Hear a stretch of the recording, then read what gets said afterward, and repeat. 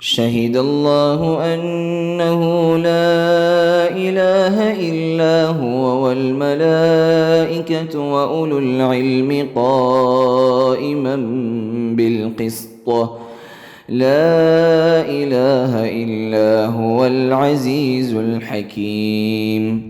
الحمد لله رب العالمين والصلاة والسلام على خاتم الأنبياء والمرسلين وعلى آله وصحبه ومن تبعهم بإحسان إلى يوم الدين. اما بعد، ساری تعریفیں اللہ تعالیٰ کے لیے ہیں جو ہم تمام کا خالق ہے، مالک ہے۔ اللہ تعالیٰ کا فضل و کرم ہے کہ ہم یہ کتاب اصول الثلاثہ کی شرح ہم پڑھ رہے ہیں، اور اس کی شرح کئی علماء نے کی ہے۔ خاص کر جس شرح پر ہم نے اپنی اس درس کو بنیاد بنایا ہے وہ شرح ہے شیخ عبدالرزاق البدر العباد حفظہ اللہ کی۔ تو اس سے پہلے جو باتیں ہم نے سنی، ہم انسانوں کو اللہ کے بارے میں جانکاری حاصل کرنا، معرفت حاصل کرنا ضروری ہے۔ اللہ کے بارے میں معرفت، اللہ کی پہچان کیسے حاصل ہوگی؟ قرآن و حدیث کے ذریعے سے پہچان حاصل ہوگی۔ قرآن میں جو آیتیں اللہ تعالیٰ کے تعلق سے آئی ہیں، توحید کی جو اقسام ہیں، توحید الوہیہ، توحید ربوبیہ، توحید الاسماء والصفات، اور اسی طرح اللہ کے نبی صلی اللہ علیہ وسلم نے جو کچھ احادیث میں فرمایا ہے، ان تمام چیزوں سے رب کی معرفت حاصل ہو سکتی ہے۔ اور اسی کے ساتھ ساتھ آدمی کو اپنے نبی صلی اللہ علیہ وسلم کے بارے میں بھی جاننا ضروری ہے، اس لیے کہ اللہ کے نبی صلی اللہ علیہ وسلم کو نہیں مانے گا تو اپنا دین حاصل نہیں کر پائے گا۔ اللہ کے رسول صلی اللہ علیہ وسلم کو جانے گا، مانے گا، اتباع کرے گا، تبھی تو دین یہ کرے گا۔ اللہ کے نبی صلی اللہ علیہ وسلم نے فرمایا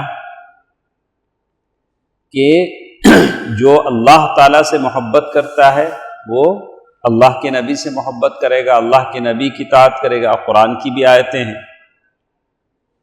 اور اسی طرح تیسری چیز ہمارے ساتھ تھی اللہ کے نبی کی معرفت، دین کی معرفت اور اللہ کی معرفت۔ یہ تین چیزیں ہم نے ختم کر دی۔ اس کے بعد کل جو چیز ہم نے پڑھا، یہ ساری چیزیں دلائل کے ساتھ آدمی کو جاننا چاہیے۔ تو ہم نے آپ سے کل بھی بتایا تھا کہ ہماری دین کی ساری بنیادیں دلائل پر رہتی ہیں، دلیل پر ہی ہم بات کرتے ہیں۔ جیسے ہم نے آپ کے سامنے وہ قول نقل کیا، من فارق الدلیل ضل السبیل، جو دلیل سے ہٹ جاتا ہے وہ گمراہ ہو جاتا ہے، جو دلیل کے بیس پر بات کرتا ہے وہ راستہ پاتا ہے۔ کسی بھی چیز میں آپ بغیر دلیل کے بات کریں گے تو آپ بھٹک جائیں۔ من فارق الدلیل ضل السبیل، جو دلیل سے ہٹ جاتا ہے وہ گمراہ ہو جاتا ہے۔ پہلی چیز کے بعد ایک دوسری چیز ہمارے ساتھ تھی، دوسرا مسئلہ تھا علم کے مطابق عمل کرنا۔ یہ ہماری زندگیوں سے بہت دور کی بات ہے۔ تو خاص کر میں طالبان علوم نبوت سے کہوں گا کہ نمازوں کی پابندی ہو، زبان کی سچائی ہو، اچھے دوستوں سے ملنا، اٹھنا، بیٹھنا، صدق و صفا، زبان کی سچائی، امانت داری، یہ ہم طالبان علوم نبوت میں بہت ہونا چاہیے۔ جو لوگ عقیدہ پڑھتے ہیں، پڑھاتے ہیں، جو علم سے شغف رکھتے ہیں، اگر وہ بے نمازی نکل جائیں تو پھر معاملہ مشکل ہے۔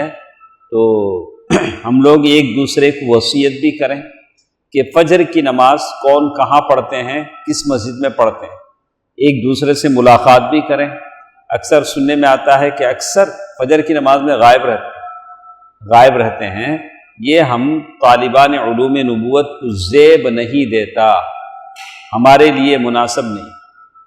تو خاص کر جو علماء ہیں، حفاظ ہیں، ائمہ ہیں، وہ تو فجر کی نماز کی پابندی کرتے ہی ہیں، لیکن جو طالبان علوم نبوت ہیں ان کو فجر کی نماز کی خصوصی طور سے پابندی کرنی چاہیے، اس کو چارج کر لینا چاہیے۔ تو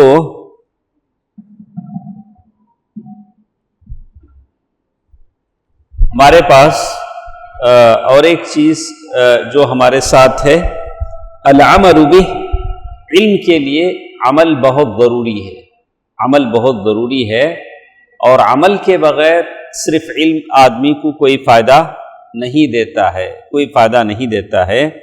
یعنی وہ عمل جس کا یہ حاصل کی گئی معرفت تقاضا کرتی، مطلب یہ کہ اگر آپ نے علم حاصل کر لیا ہے، علم حاصل کر لیا ہے، علم کا تقاضا یہ ہے کہ آدمی عمل کرے۔ جیسے ایک آدمی کھانا کھا لیتا ہے، پیٹ بھر اس نے کھانا کھا لیا، اس کا فائدہ کیا ہوگا؟ بھوک مٹ جائے گی۔ اگر کوئی کھائے اور بھوک نہ مٹے تو مطلب یہ ہوگا کہ اس غذا کا اسے کوئی فائدہ نہیں ہوا ہے۔ تو علم صرف ڈگری حاصل کرنے کے لیے یا علامہ، شیخ، فضیلت الشیخ یہ سب لگانے کے لیے نہیں ہے، علم عمل کرنے کے لیے ہوتا ہے، عمل کرنے کے لیے ہوتا ہے۔ انما یخشی اللہ من عبادہ العلماء، اللہ تعالیٰ سے سب سے زیادہ کون ڈرتے ہیں؟ علماء ڈرتے ہیں، علماء ڈرتے ہیں۔ اور یہی عالم کبھی راستے سے ہٹ جاتے ہیں تو سب سے زیادہ شیطان یہی بھی کرتے ہیں، سب سے زیادہ شیطان یہی لوگ کرتے ہیں۔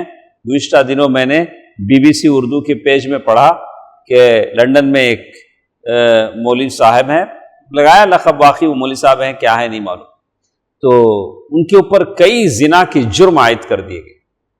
تو یہ علم ہے جو آدمی اس سے بھٹک جاتا ہے، اللہ کا ڈر پیدا نہیں کرتا ہے، تو اس کے اندر شیطانیت آ جاتی ہے اور اللہ تعالیٰ کی نافرمانی بھی آ جاتی ہے۔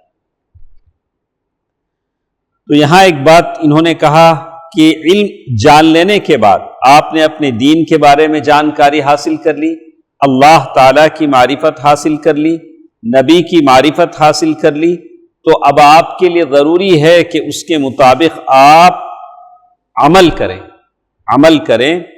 اور عمل کیا ہوتا ہے؟ عمل عبادت ہے، جیسے ہم نے کل کے درس میں بتایا کہ کچھ عبادات خاصہ ہوتے ہیں، جیسے آدمی نماز پڑھے، روزہ رکھے، حج کرے، یہ ساری خاص عبادتیں ہیں۔ اور اگر آدمی کچھ عبادتیں ایسی ہوتی ہیں جو جن کا تعلق دوسروں سے بھی ہوتا ہے، عبادات متعدیہ، جس میں آدمی دوسروں تک بھی، جیسے امر بالمعروف و نہی عن المنکر ہے۔ تو آخر میں شیخ نے فرمایا عمل حقیقت میں علم کا پھل ہوتا ہے۔ علم ایک جھاڑ ہے، اس جھاڑ پر اگر پھل لگتے ہیں تو وہی عمل کا پھل ہوتا ہے، اور بغیر عمل کے اس کا علم اسے کوئی فائدہ نہیں دیتا ہے۔ تو جیسے ہم نے آخر میں بتایا کہ اگر کوئی علم کے باوجود عمل نہیں کرتا ہے تو وہ یہودیوں جیسا ہے، اگر کوئی علم کے بغیر عمل کرتا ہے تو وہ کیسے ہے؟ کرسچنوں جیسا ہے۔ وہ لوگ عمل کرتے ہیں لیکن ان کے پاس علم نہیں، یہ لوگ علم رکھ کر بھی کیا نہیں کرتے ہیں؟ عمل نہیں کرتے ہیں، ایسے لوگ۔ اس کے بعد آج جس چیز پر ہم آپ کو جو چیز ہمارے سامنے آج ہے، الدعوت الیہ، الدعوت الیہ، یعنی پہلی بات ہم نے بتایا کہ آدمی اللہ رب کی معرفت حاصل کرے گا، دین کی پہچان حاصل کرے گا، نبی کے سیرت کے بارے میں پڑھے گا، پڑھائے گا، اور اس کے بعد اس کے مطابق عمل کرے گا۔ اور ایک بات بیان کیا کہ وہ اس کی طرف لوگوں کو دعوت دے گا، دعوت دے گا۔ تو دعوت کے بعد پھر ایک بار بات ہمارے سامنے آئے گی، والصبر علی الاذی، دعوت کے راستے میں جو کٹھنائیاں، جو تکلیفیں آتی ہیں اس پر وہ صبر کرے گا۔ ابھی میں شعیب صاحب سے بتا رہا تھا، تو میں یعقوبیہ مسجد میں نماز پڑھا، وہاں سے آتے آتے وہ شیطان کا ایک گھر ہے نیا، تو اس کے بازو کی گلی سے میں آ رہا تھا، تو ایک محترمہ برقع پہن کے، بیٹی کو بھی برقع پہنا کے، بیٹا بھی تبڑا ہے، لے کو وہ تھیٹر میں داخل ہو رہے ہیں، ایسے لگ رہا ہے جیسے وہ کسی پاک جگہ جا رہے ہیں۔ تو میں نے بچے سے بات کیا تو انہوں گھور کو دیکھے تو میں، تم نہ کہیں کو جاؤ نا، اس کیا کی بولے انہوں، اب میں بولا اور زیادہ ان سے بات کرنے کا نہیں، نکل کے میں آ گیا۔ تو یہ چیزیں ہمیں احساس کرتی ہیں کہ ہم کو بہت کام کرنے کی ضرورت ہے۔ مسلم علاقوں میں، مسلم محلوں میں ہمیں بہت دعویٰ کرنے کی ضرورت ہے، لوگوں کو احساس دلانے کی ضرورت ہے۔ یہ اچھا نہیں ہوگا کہ ہمارے دیکھتے دیکھتے، ہمارے آنکھوں کے سامنے کوئی خاتون برقع پہن کے تھیٹر میں جا رہی ہو تو اللہ تعالیٰ کے پاس ہم سب کو جواب دینا پڑے گا۔ توفیق کی بات ہے، وہی بہنیں ہمارے ساتھ ہیں جو علم حاصل کرنے کے لیے آئی ہیں، وہ بھی ایک اللہ کی بندی تھی جو تھیٹر میں جا رہی ہے، فرق ہے۔ تو یہی چیز کو کہتے ہیں اللہ تعالیٰ نے وَهَدَيْنَاهُ النَّجْدَيْنِ، دونوں راستے ہم نے کھول کر رکھ دیے ہیں، اما شاکرا و اما کفورا، چاہے تو شکر کرنے والے بنے یا تو کفر کرنے والے بنے۔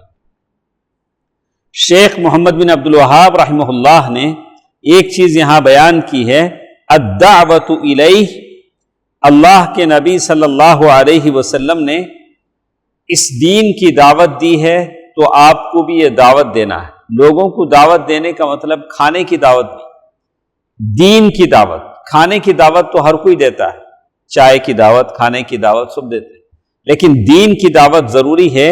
اس کے لیے بیس کے طور پر، بنیاد کے طور پر سورۃ النحل آیت نمبر 125 آیت نمبر آپ یاد کریں، آیت کو یاد کریں تاکہ دعوتی زندگی میں آپ اس سے فائدہ اٹھا سکیں۔ ادع الی سبیل ربک بالحکمۃ والموعظۃ الحسنہ وجادلہم باللتی ہی احسن۔ تو یہاں 3 یا 4 مراتب، دعوت کے 3 یا 4 مراتب، علماء نے کتابیں لکھی اصول الدعوہ، اصول الدعوہ، دعوت کے اصول بیان کیے گئے۔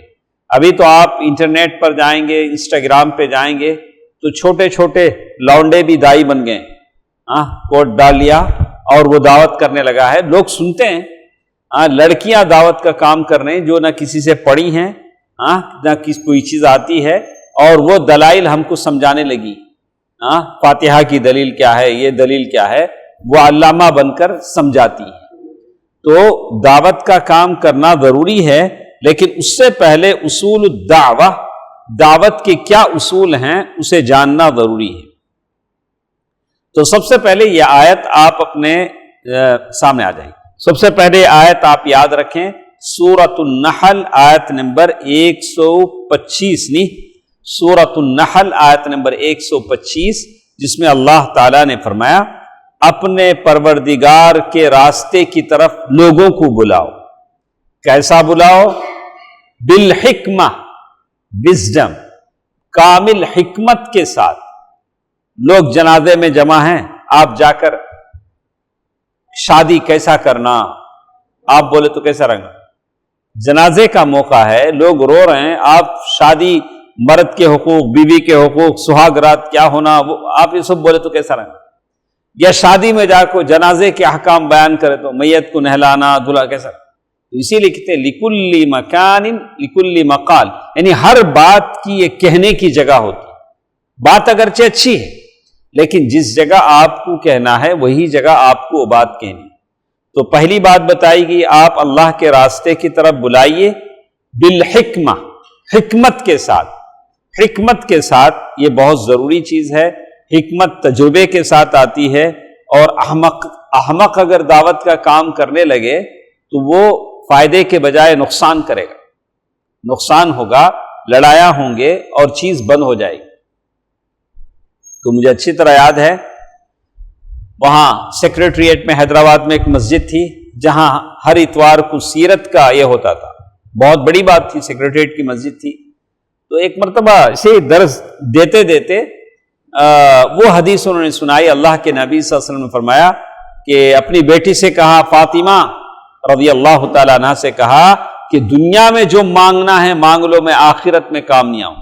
حدیث صحیح ہے، لیکن جیسے ہی وہ پبلک سنی جو اللہ کے نبی کو وہ لوگ کیا مانتے ہیں وہ بعض ہے جو قبوری ہیں، بریلوی ہیں، اللہ کے برابر مانتے ہیں، بفر گئے اور درس بند ہو گیا، وہ یہ آخری اتوار تھا، اس کے بعد پھر درس نہیں۔ تو بولنا ضروری ہے، حق بات ہے، لیکن ماحول بنانا پڑتا ہے۔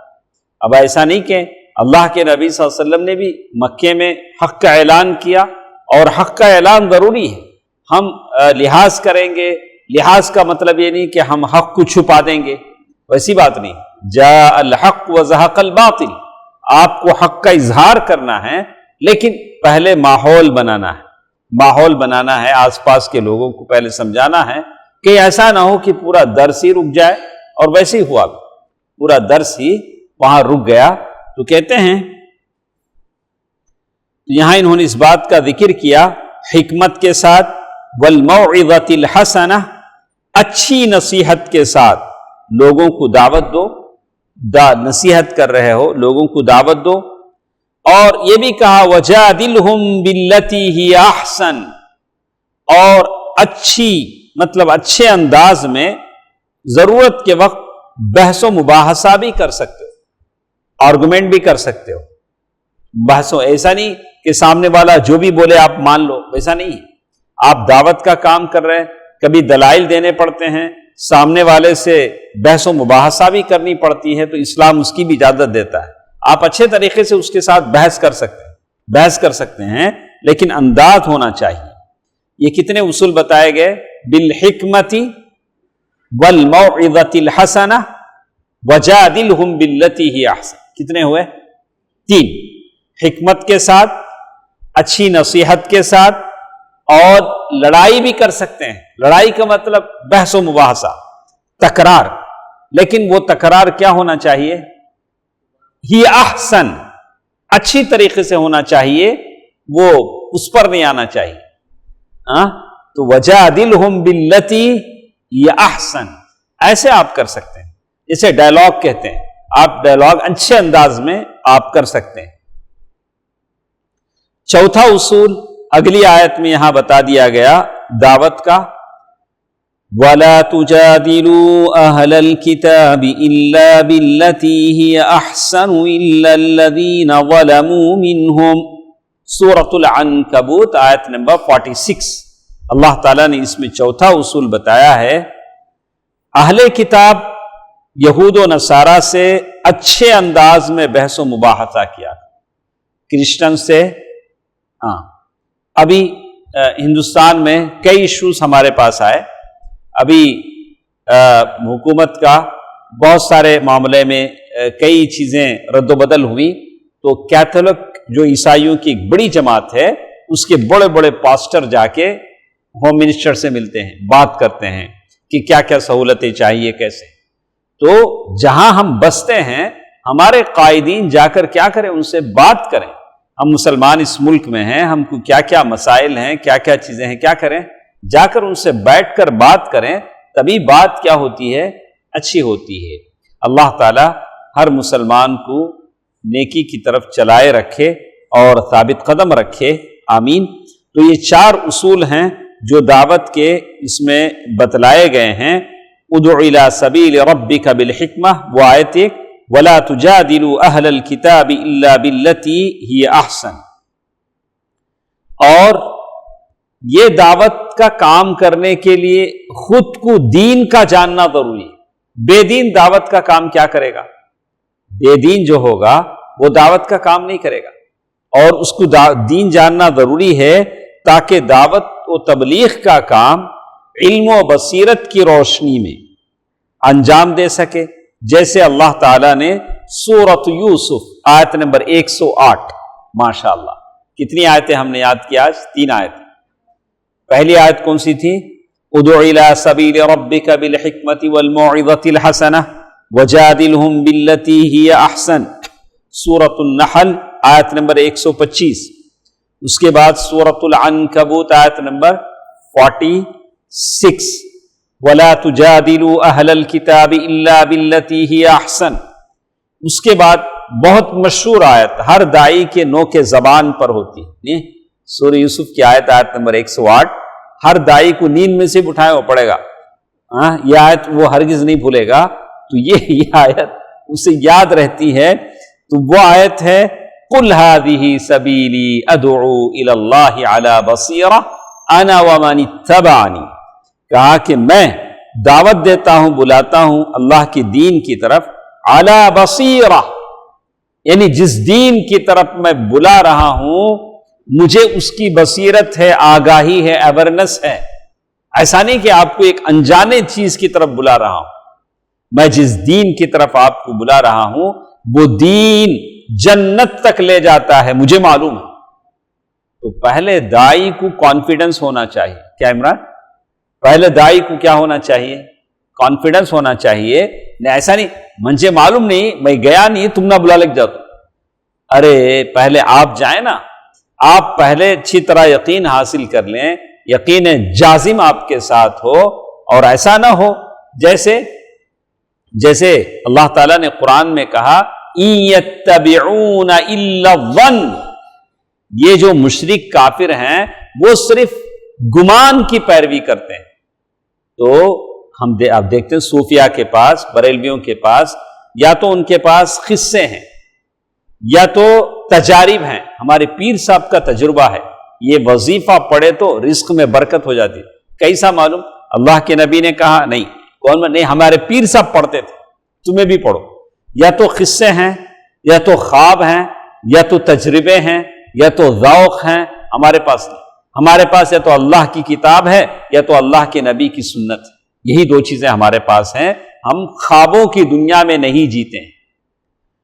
اللہ نے ان کے بارے میں کہا إِن يَتَّبِعُونَ إِلَّا الظَّنَّ، وہ لوگ گمان میں چلتے ہیں، گمان میں چلتے ہیں، ہم لوگ گمان میں نہیں چلتے ہیں۔ تو یہاں یہ بات بتائی گئی کہ سورہ یوسف آیت نمبر 108 یہ دعوتی زندگی میں یہ بہت اہم یہ ہوتی ہے آیت کریمہ میں۔ تو یہ بتایا گیا کہ داعی شرعی حکم سے خوب واقف ہو۔ آپ کسی کو کوئی شرعی حکم بتاتے ہیں تو آپ کو پہلے معلوم ہو کہ جائز ہے کہ نہیں جائز۔ تو شریعت کا جو حکم ہے آپ کو پہلے معلوم ہونا چاہیے۔ دعوت کا کام ہے، دعوت کے کام میں قوالی گا سکتے کیا؟ دعوتی ایک سیمینار ہو رہا ہے، اس میں قوالی کا بھی ایک پروگرام، لوگ آئیں گے نہیں؟ نوجوانوں کو جمع کرنے کا ایک مشاعرہ بھی رکھیں گے ہمیں، لوگ واہ واہ واہ واہ بولیں گے، لوگ بہت آئیں گے، ایسا کر سکتے کیا؟ تو دعوت کے جو انبیاء کے اسلوب دعوت جو ہیں اسی کو ہمیں اپنانا پڑے گا۔ ہاں ٹیکنالوجی کا استعمال ہو سکتا ہے، نئی نئی چیزیں آپ استعمال کر سکتے ہیں، لیکن شریعت جس کی اجازت نہیں دیتی ہے اسے آپ استعمال نہیں کر سکتے۔ قصائد ہیں، بہت ساری عجیب چیزیں ہیں، اس کا استعمال نہیں کر سکتے ہیں۔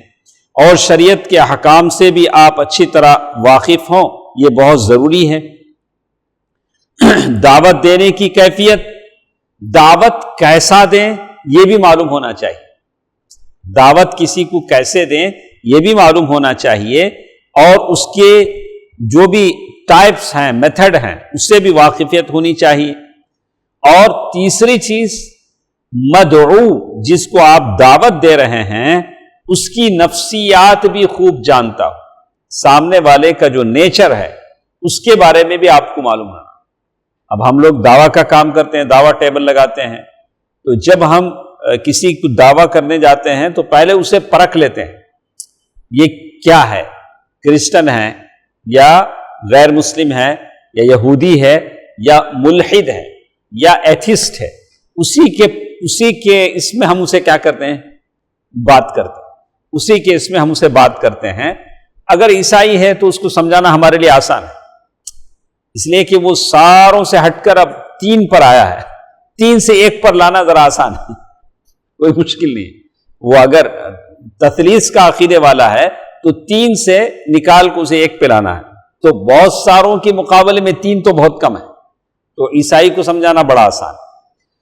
تو مدعو کے بارے میں آپ کو پورا علم ہو کہ مدعو جسے آپ دعویٰ کر رہے ہیں اس کی نفسیات جانتے ہوں، یعنی اس کے مزاج، اور مبلغ علم یعنی اس کا سورسز آف نالج اور لیول آف نالج کیسا ہے، اسی کو دیکھ کر آپ بات کریں۔ ایک آدمی ہے جو خالی گلاس ہے، کیا بھی نہیں، اب اسے ہم بلائیں کہ جنت میں کیا کیا ہے تم نہ معلوم نہیں، وہ کیا بولے گا؟ حضرت جنت بولے تو کیا مجھے معلوم نہیں، جنت میں کیا کیا ہے بولے تو میں کیا بولوں؟ تو سامنے والے کا لیول آف نالج کیا ہے، آئی کیو کیا ہے، یہ ساری چیزیں آپ کو جاننا ضروری ہوتی ہے جب آپ دعویٰ کرتے ہیں. اور اس کے روحانی مرض سے بھی جس کی وہ تشخیص کرتا ہے. بہت سارے ایسے ہیں جو شکوک و شبہات کے سمندر میں جیتے ہیں، اللہ تعالیٰ کی ذات کو لے کر، نبی کی رسالت کو لے کر ہے مانتے ہیں، لیکن شک میں اللہ ہے کیا، اللہ کی ذات ہے. تو آپ اسے سمجھائیں، آیت الکرسی ترجمے کے ساتھ پڑھیں، والحی القیوم کا معنی و مطلب بتائیں، اور کفار قریش کا اللہ تعالیٰ کے متعلق جو سوال ہوتا ہے تو ساری چیزیں سورہ روم پڑھ کر بتائیں. قرآن کی جتنی آیتیں اللہ تعالیٰ کی ذات پر دلالت کرتی ہیں ساری آیتیں پڑھ کر سنائیں. تو معلوم یہ ہوا کہ دعوت و تبلیغ کے بہت سے میدان. اچھا، تو اب تک ہم نے کیا جانا؟ دعوت و تبلیغ کے آداب اور اسلوب کیسے ہونی چاہیے یہ ہم نے جانا. آداب اور اسلوب میں کیا ہے؟ حکمت کے ساتھ، موعظت کے ساتھ اور اچھے انداز میں دعویٰ کرنا چاہیے. اور دعویٰ کرنے والا پہلے صاحب علم ہونا چاہیے، اسے شریعت کے سارے مسائل معلوم ہونی چاہیے. اب میں نہیں کہوں گا کہ جیسے پیر صاحب کرتے ہیں، عورتوں کی جھرمٹ میں بیٹھے ہیں، جھرمٹ میں بیٹھ کے عورتوں سے بیعت بھی لے رہے ہیں اور عورتیں بیعت بھی کر رہے ہیں. بولا کہ نہیں، یہ دعوت کی اسلوب کے کیا ہے؟ خلاف ہے. تو آپ کو دعوت کا یہ جو چیزیں ہیں وہ بھی معلوم ہونا چاہیے. تو مرد ہیں، مردوں سے آپ کیسے بات کریں گے، بات کرنے کا انداز آپ کو آنا چاہیے، کس لہجے میں بات کریں گے. اور اسی طرح مدعو جسے آپ دعویٰ کا کام کر رہے ہیں، جسے دعویٰ دے رہے ہیں، اس کی نفسیات سے آپ کو واقف ہونا چاہیے. ایک اور چیز شیخ ابن عثیمین رحمہ اللہ نے یہاں بیان کیا ہے کہ دعوت کے میدان کیا کیا ہیں، کن کن میدانوں میں آپ دعوت کا کام کر سکتے ہیں، کن کن میدانوں میں آپ دعوت کا کام کر سکتے ہیں. تو میں معذرت کرتے ہوئے یہ کہوں گا کہ میری آواز اگر نہیں آ رہی ہے تو آپ دوسرے دن ویڈیو دیکھ لیں، ویڈیو میں تو آواز آ جائے گی نہیں انشاءاللہ. تو یوٹیوب کے چینل پر آپ ویڈیو دیکھ لیں. وہ چارج کرنے کے باوجود بھی یہ کبھی ساتھ چھوڑ دیتا ہے، جیسے دوست جیسے ساتھ چھوڑ دیتے ہیں. تو کہتے ہیں کہ پہلی چیز انہوں نے یہاں ذکر کیا ہے خطابت کے ذریعے سے. دعویٰ کیسے ہوتا ہے؟ خطابت یعنی خطبے میں دعویٰ ہوتا ہے. تو اب اگر کوئی داعی کہے کہ اکثر لوگ کیا کرتے ہیں، داعی جیسے میں کہوں گا، ابھی کل ایک تمل داعی کے بارے میں سنا، ایک مشہور تمل داعی ہیں، نام نہیں لوں گا میں، وہ ٹوپی نہیں پہنتے ہیں، نوجوان ہیں، بالکل نوجوان ہیں. ان کے بارے میں آ رہا تھا کہ انہوں نے زمین کے بارے میں گھپلا کیا، یہ کیا، بہت ساری چیزیں لوگوں نے. یہ داعیوں کو بہت محتاط ہونا چاہیے. دو میدانوں میں لوگ پھنسا دیتے ہیں، عورت کے معاملے میں، مال کے معاملے میں داعی کا امیج خراب کر دیتے ہیں. تو داعی کو پھونک پھونک کر قدم رکھنا چاہیے، اس لیے کہ داعی اگر بدنام ہوتا ہے تو جس کی طرف وہ دعوت دیتا ہے وہ دین بدنام ہوتا ہے. اس کے اخلاق، اس کا امیج، بہت بہت محتاط ہونا چاہیے. کسی سے بات کر رہا ہے، فون پر کسی سے بات کر رہا ہے، کوئی میسج ٹیکسٹ کر رہا ہے یا کسی سے کوئی معاملہ کر رہا ہے، تو آدمی کو بہت محتاط کرنا چاہیے کہ کہیں اس کی وجہ سے اس کا دین بدنام نہ ہو، دین بدنام نہ ہو. تو داعیوں کو کبھی یہ ہوتا ہے کہ ہم لوگ ہی اللہ کے دین کا کام کر رہے ہیں، باقی وہاں عبد المنان صاحب جو ممبر پر خطبہ دے رہے ہیں، جو عشاء کے بعد درد ہیں، وہ داعی نہیں ہے کیا؟ وہ بھی داعی. خطابت بھی دعوت کا ایک میدان ہے، خطابت بھی دعوت و اصلاح کا ایک میدان ہے. لیکن چونکہ غیر مسلموں تک بات نہیں پہنچتی ہے، وہاں آنے والے سارے مسلمان ہوتے ہیں، اصلاح تو ہو جاتی ہے لیکن دعوت پھر بھی پیاسی رہ جاتی ہے. تو یہاں شیخ ابن عثیمین رحمہ اللہ نے لکھا کہ خطابہ یعنی دعویٰ، خطبہ کہیں بھی ہو سکتا ہے، اور بیچ سڑک پر بھی خطبہ ہو سکتا ہے، ممبر پر بھی ہو سکتا ہے. خطبے کے معنی کیا ہے؟ اسپیچ دینا، آپ کہیں بھی دے سکتے ہیں. تو اس طرح کا خطبہ یہ دعوت کا ایک اسلوب ہے۔ دوسری چیز محاضرہ لیکچرز، کسی کالج میں کسی جگہ آپ لیکچر دیں جہاں بہت سارے لوگ جمع ہوں، کسی شادی میں بہت سارے لوگ جمع ہیں، آپ لیکچر کے ذریعے سے بھی دعوت کا کام کر سکتے ہیں۔ ایک نمبر 3، مقالات اور مضامین لکھ کر۔ مقالات اور مضامین کہتے ہیں آپ کیا لکھیں، آپ کوئی ٹیکسٹ ٹاپک لکھتے ہیں، دعوت کا کوئی ٹاپک لکھتے ہیں یا کوئی مضمون لکھتے ہیں جس میں دین کی حقانیت کو واضح کریں، پیپر میں، میگزین میں، تو یہ بھی دعوے کا ایک یہ ہے۔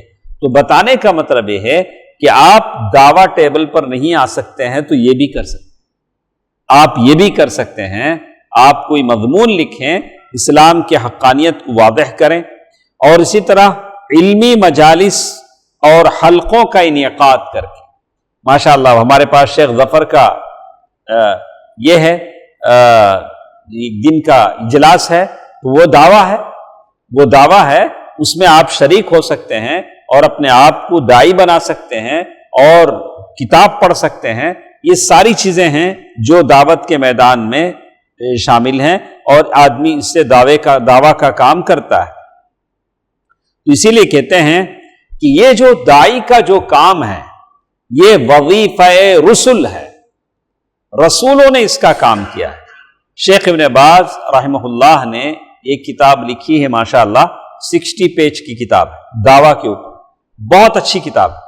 شیخ رحمہ اللہ نے، شیخ ابن باز نے بتایا کہ انسان کی عقل چونکہ ہر بات کو اخذ نہیں کر سکتی، اس لیے اللہ رسولوں کو بھیجتے ہیں، رسول داعی بن کر آتے ہیں۔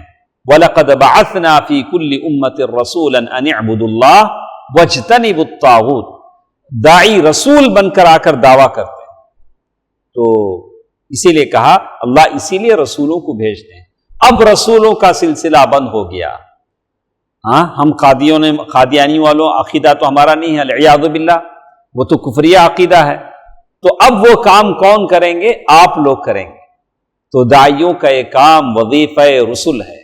جب ہم رسولوں کا کام کر رہے ہیں تو رسولوں جیسے اخلاق ہم میں ہونی چاہیے۔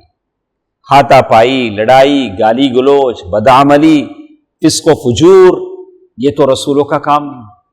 رسول چنندہ لوگ ہیں، اللہ تعالیٰ نے ان کو چنتا ہے، تو رسولوں کا سا کام ہم کر رہے ہیں تو رسولوں کا سا جیسا اخلاق بھی ہمارے اندر پیدا ہو، اور پھر کل حشر بھی ہمارا رسولوں کے ساتھ ہوگا انشاءاللہ۔ زندگی بھر رسولوں کا سا عمل کرتے رہے، شوق اور جذبہ پیدا ہونا چاہیے کہ جو کام میں کر رہا ہوں رسولوں کا سا جیسے کام کر رہا ہوں۔ تو رسولوں کی جیسی مشکلیں بھی آئیں گی، صبر کرنا چاہیے۔ لوگ پاگل کہیں گے، دیوانہ کہیں گے، ستائیں گے، تانے کسیں گے، آپ کو صبر کرنا پڑے گا۔ اسی لیے یہاں شیخ رحمہ اللہ نے، شیخ ابن عثیمین نے بات لکھی، مدعوین جس کے آپ دعویٰ کا کام کر رہے ہیں ایسا رویہ اور انداز رکھے جس میں اسے کوئی اکتاہٹ نہ ہو۔ آپ دعویٰ کا کام کر رہے ہیں تو سامنے والے کا ٹائم کا بھی لحاظ رکھیں، نہیں میں 40 منٹ 50 منٹ ہی جمعہ دوں گا، آپ بیٹھیں، زبردستی آپ بٹھوا رہے ہیں، اور جمعے کا ایسا ہے کوئی اٹھ کے جا بھی نہیں سکتا، ہاں ایسے آپ لاک کر کے اسے سنا رہے ہیں، بلا کے نہیں۔ ساری چیزوں کا لحاظ کرنا چاہیے۔ تو ایک لمبی بحث انہوں نے یہاں بتائی کیسے کیسے آپ دعویٰ کا کام کر سکتے ہیں، علمی مناقشات کے ذریعے سے، سوال و جوابات کے ذریعے سے، آپ سارے لوگوں سے سوال کریں اور لوگوں سے جواب لیں، یہ ساری چیزیں کر کے بھی آپ دعوت کا کام کر سکتے ہیں۔ تو یہ کام انبیاء کا کام ہے جو اللہ تعالی ہم سبھی سے لیتا ہے۔ تو اس میں ایک انداز انہوں نے کہا ہے، حضرت علی رضی اللہ تعالی عنہ کی وہ مشہور حدیث یہاں انہوں نے نقل کی ہے کہ اللہ کے نبی صلی اللہ علیہ وسلم نے کون سی جنگ کے وقت کہا تھا حضرت علی سے؟ جنگ خیبر۔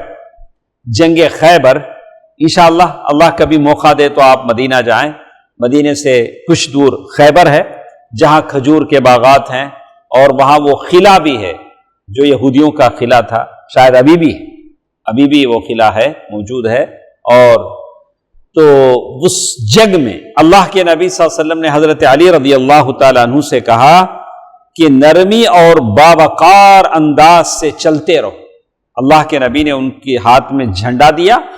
اللہ کے نبی نے پہلے کہا کہ کل صبح میں جھنڈا اس کے ہاتھ میں دوں گا جس سے اللہ اور اس کا رسول محبت کرتے ہیں۔ فجر کی نماز ہوئی، سارے صحابہ آ کر بیٹھ گئے۔ اب ہر صحابی کی خواہش ہے کہ اللہ کے نبی کیا کریں گے؟ جھنڈا ان کو دیں گے۔ حضرت عمر رضی اللہ تعالیٰ عنہ کہتے ہیں کبھی میرے دل میں خیال نہیں آیا، لیکن اس دن میرے دل میں خیال آیا کہ اللہ، اور کچھ صحابہ ایسے ایسے جھانک کر دیکھ رہے تھے کہ گردن لمبی ہو تو جھنڈا ہم کو ملے، لیکن اللہ کے نبی صلی اللہ علیہ وسلم نے فرمایا کہ علی کہاں ہے، ابو تراب کہاں ہے؟ بتایا گیا کہ ان کی آنکھوں میں رمد، تکلیف ہے، میڈراسائی جیسا ہے، ویسی کوئی تکلیف ہے۔ اللہ کے نبی صلی اللہ علیہ وسلم نے بلایا اور اپنے منہ کا لعاب آنکھ میں لگایا، اور وہ کہتے ہیں کہ میری آنکھ کی روشنی بڑھ گئی، اور پھر جھنڈا ان کے ہاتھ میں دیا۔ نصیحت کیا کیا دیکھیے، نصیحت کیا کیا اللہ کے نبی صلی اللہ علیہ وسلم نے، اللہ کے نبی صلی اللہ علیہ وسلم نے کہ نرمی اور باوقار انداز سے چلتے رہو، دوڑو نہیں، بالکل فخر کے ساتھ مت چلو۔ اللہ کے نبی تمہارے ہاتھ میں جھنڈا دے رہے ہیں، نرمی کے ساتھ چلتے رہو، یہاں تک کہ تم ان یہودیوں کے پاس میدان جنگ میں جاؤ، جس طرف یہودی ہیں سامنے انہی سے جنگ ہو رہی ہے، تم ان کو اسلام کی طرف بلاؤ، پہلے کیا کرو؟ اسلام کی دعوت دو، اور اللہ کے حق کے متعلق ان کو بتاؤ جس کا حق ادا کرنا ان پر واجب ہے۔ اگر یاد رکھو یہ بات اللہ کے نبی نے حضرت علی سے کہا، میں آپ تمام طلبہ اور طالبات سے کہہ رہا ہوں، ایک مرد یا ایک عورت اگر آپ لوگوں کی طرف سے ہدایت پا لیتے ہیں، اگر وہ ہدایت میں آ جاتے ہیں، اللہ کے نبی صلی اللہ علیہ وسلم نے کیا کہا؟ اگر وہ ایک مرد یا عورت ہدایت کی طرف آ جائیں تو لال اونٹوں سے زیادہ بہتر ہے۔ لال اونٹ وہ زمانے میں بہت بڑی دولت تھی، لال اونٹوں سے زیادہ بہتر ہے۔ تو حضرت علی گئے، دعویٰ کیا، لیکن وہ لوگ مانے نہیں۔ تو وہاں کا مشہور پہلوان کون تھا؟ کیا نام تھا؟ مرحب۔ کیا نام تھا اس کا؟ مرحب۔ وہ تو مر گیا آخر میں، بعد میں جنگ ہوئی، وہ تو مر گیا اور قلعہ فتح ہوا۔ حضرت علی رضی اللہ تعالیٰ عنہ کے ہاتھوں اللہ تعالیٰ نے اس قلعے کو، ان کے اس حدیث کی صحت پر محدثین رحمہم اللہ کا اتفاق ہے، اور صحیح مسلم کی روایت میں رسول اللہ صلی اللہ علیہ وسلم کی ایک اور حدیث ہے کہ آدمی دعویٰ کا کام کرتا ہے تو جتنے لوگ نیک اور اچھے ہو جاتے ہیں، جہاں ان کو نیکیاں ملیں گی وہیں اس کو بھی کیا ملیں گی؟ نیکیاں ملیں گی۔ تو میں سارے طلباء سے اور طالبات سے کہوں گا، جب بھی دعویٰ کا وقت آئے، دعویٰ میں جانے کا ٹائم آئے، تو آپ ان باتوں کو اپنے دل و دماغ میں رکھیں کہ میں انبیاء کا کام کرنے جا رہا ہوں، نبی کا کام کرنے جا رہا ہوں، اور یاد رکھیں انبیاء کے کام سے زندگی میں خیر و برکت ہوتی ہے، اور انبیاء ہی کے ساتھ ہمارا حشر ہوگا۔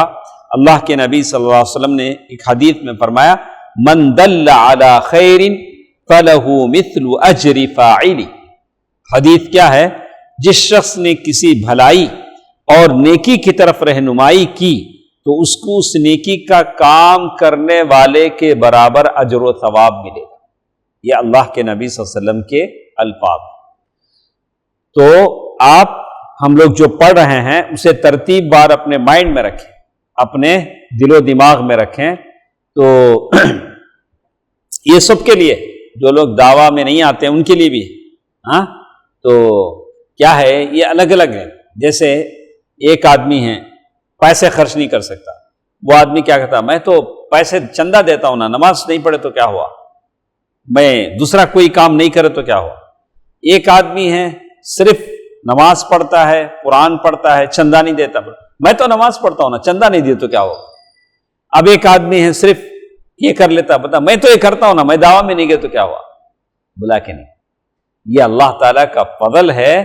تو اللہ تعالیٰ آپ کو یہ موقع دے رہا ہے، جب تک آپ جوان ہیں تو آپ یہ کام کریں، دونوں نعمتیں آپ سمیٹیں، دوسرے ایک ایک نعمت لے کر آئیں گے، کل حشر میں 2 نعمتیں لے کر آپ آئیں گے. کیا آئیں گے؟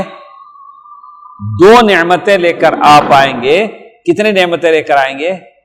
2 نعمتیں لے کر آپ آئیں گے. سب کے جھولی میں ایک نیکی ہوگی، آپ کی جھولی میں 2 نیکیاں ہوں، 2 نیکیاں ہوں گی. تو جب موقع ملتا ہے تو فائدہ اٹھا لینا چاہیے. اب کمزور ہو جانے کے بعد آدمی کر بھی نہیں سکتا.